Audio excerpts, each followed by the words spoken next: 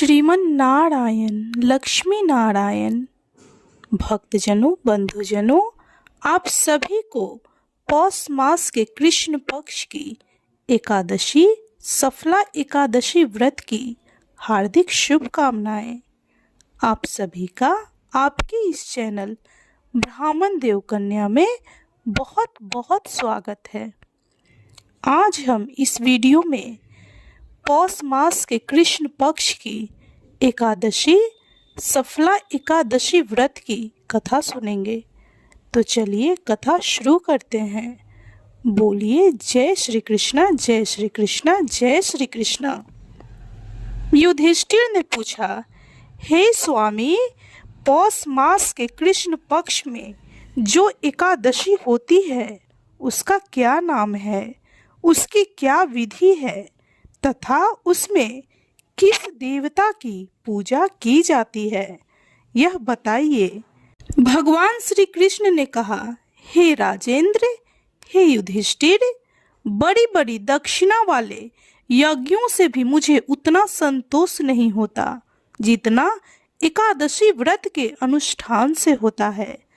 पौष मास के कृष्ण पक्ष में सफला नाम की एकादशी होती है। उस दिन विधि पूर्वक भगवान श्री हरि विष्णु नारायण की पूजा करनी चाहिए। जैसे नागों में शेषनाग, पक्षियों में गरुड़ तथा देवताओं में भगवान श्री हरि विष्णु श्रेष्ठ हैं, उसी प्रकार संपूर्ण व्रतों में एकादशी तिथि श्रेष्ठ है। हे राजन, सफला एकादशी को नाम मंत्रों का उच्चारण करके नारियल के फल, सुपारी, बिजौड़ा तथा जमीरा नींबू, अनार, सुंदर आंवला, लौंग, बेर तथा विशेषतः आम के फलों और धूप दीप से भगवान श्री हरि का पूजन करें। सफला एकादशी को विशेष रूप से दीप दान करने का भी विधान है। रात को वैष्णव पुरुषों के साथ जागरण करना चाहिए। जागरण करने वाले को जिस फल की प्राप्ति होती है वह हजारों वर्ष तपस्या करके भी नहीं मिलता। हे नृप श्रेष्ठ, अब सफला एकादशी की शुभकारिणी कथा सुनो। चंपावती नाम से विख्यात एक नगरी है जो कभी राजा महिष्मत की राजधानी थी। राजऋषि महिष्मत के 5 पुत्र थे। उनमें जो ज्येष्ठ था वह सदा पाप कर्म में ही लगा रहता था, पर स्त्रीगामी और वेश्यासक्त था। उसने पिता के धन को पाप कर्म में ही खर्च किया। वह सदा दुराचार परायण तथा वैष्णवों और देवताओं की निंदा किया करता था। अपने पुत्र को ऐसा पापाचारी देखकर राजा महिष्मत ने राजकुमारों में उनका नाम लुम्भक रख दिया। फिर पिता और भाइयों ने मिलकर उसे राज्य से बाहर निष्कासित कर दिया। लुम्भक गहन वन में चला गया। वहीं रहकर उसने प्रायः समूचे नगर का धन लूट लिया। एक दिन जब वह रात में चोरी करने के लिए नगर में आया तो सिपाहियों ने उसे पकड़ लिया, किंतु जब उसने अपने को राजा महिष्मत का पुत्र बतलाया तो सिपाहियों ने उसे छोड़ दिया। फिर वह वन लौट आया और मांस तथा वृक्षों के फल खाकर जीवन निर्वाह करने लगा। उस दुष्ट का विश्राम स्थान पीपल वृक्ष के निकट था। वह पीपल का वृक्ष बहुत वर्षों पुराना था। उस वन में वह वृक्ष एक महान देवता माना जाता था। पाप बुद्धि लुम्भक वहीं निवास करता था। एक दिन किसी संचित पुण्य के प्रभाव से उसके द्वारा एकादशी के व्रत का पालन हो गया। पौष मास के कृष्ण पक्ष की 10वीं के दिन पापिष्ट लुम्भक ने वृक्षों के फल खाए और वस्त्रहीन होने के कारण रात भर जाड़े का कष्ट भोगा। उस समय न तो उसे नींद आई और न ही आराम मिला। वह निष्प्राण सा हो गया। सूर्योदय होने पर भी उसको होश नहीं आया। सफला एकादशी के दिन भी लुम्भक बेहोश पड़ा रहा। दोपहर होने पर उसे चेतना प्राप्त हुई। फिर इधर उधर दृष्टि डालकर वह आसन से उठा और लंगड़े की भांति लंगड़ाता हुआ वन के भीतर गया। वह भूख से दुर्बल और पीड़ित हो रहा था। हे राजन, लुम्भक बहुत से फल लेकर जब तक विश्राम स्थल पर लौटा तब तक सूर्य देव अस्त हो गए। तब उसने इस पीपल वृक्ष की जड़ में बहुत से फल निवेदन करते हुए कहा, इन फलों से लक्ष्मीपति भगवान श्री हरि विष्णु संतुष्ट हों। यूं कहकर लुम्भक ने रात भर नींद नहीं ली।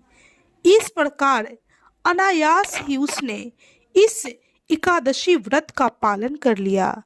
उस समय सहसा आकाशवाणी हुई, हे राजकुमार, तुम सफला एकादशी के प्रसाद से राज्य और पुत्र प्राप्त करोगे। बहुत अच्छा कहकर उसने वह वरदान भी स्वीकार किया। इसके बाद उसका रूप दिव्य हो गया। तब से उसकी उत्तम बुद्धि भगवान श्री हरि विष्णु के भजन में लग गई। दिव्य आभूषणों से सुशोभित होकर उसने निष्कंटक राज्य प्राप्त किया और 15 वर्षों तक वह उसका संचालन करता रहा। उसके मनोज्ञ नामक पुत्र उत्पन्न हुए।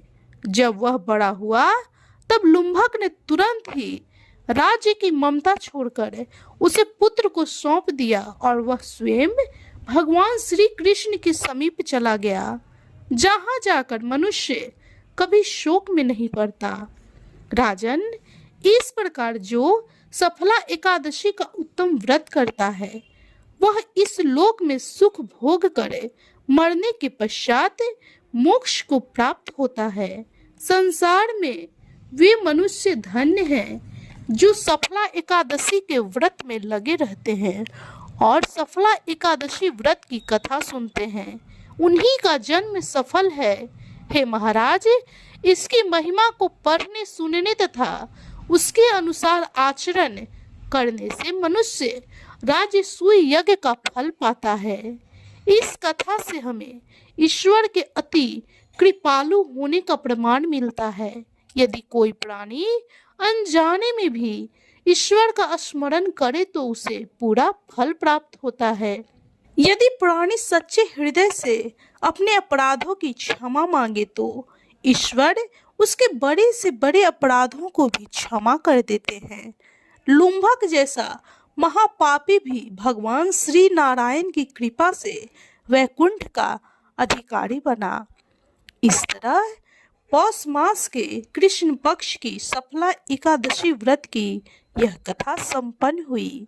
तो बोलिए भगवान श्री हरि विष्णु नारायण की जय, माता लक्ष्मी की जय, माता तुलसी की जय, भगवान श्री कृष्ण की जय, समस्त देवी देवताओं की जय। भक्तजनों, बंधुजनों, इस कथा को सुनने वाले सभी भक्तों पर भगवान श्री हरि विष्णु अपनी असीम कृपा दृष्टि बरसाएं। उनके जीवन में आ रहे सभी दुखों को, सभी कष्टों को भगवान नारायण दूर कर उन्हें सुख शांति और समृद्धि दें। इस प्रकार यह कथा संपन्न हुई। यदि आपको यह कथा अच्छी लगी हो तो प्लीज वीडियो को लाइक कीजिए। चैनल पे यदि नए हैं तो कृपया चैनल को सब्सक्राइब करें। बेल आइकन को प्रेस करना बिल्कुल भी ना भूलें और कमेंट में जय श्री हरि विष्णु, श्रीमन नारायण, जय श्री कृष्णा अवश्य लिखें।